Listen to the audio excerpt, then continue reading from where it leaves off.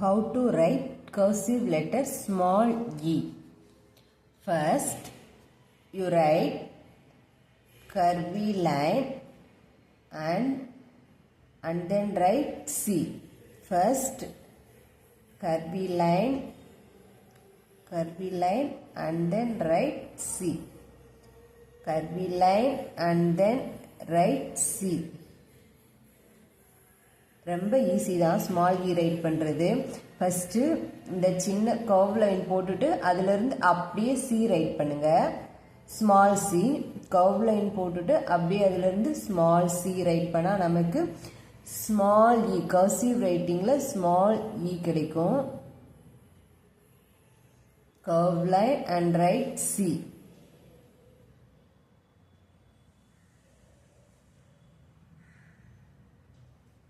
Please subscribe.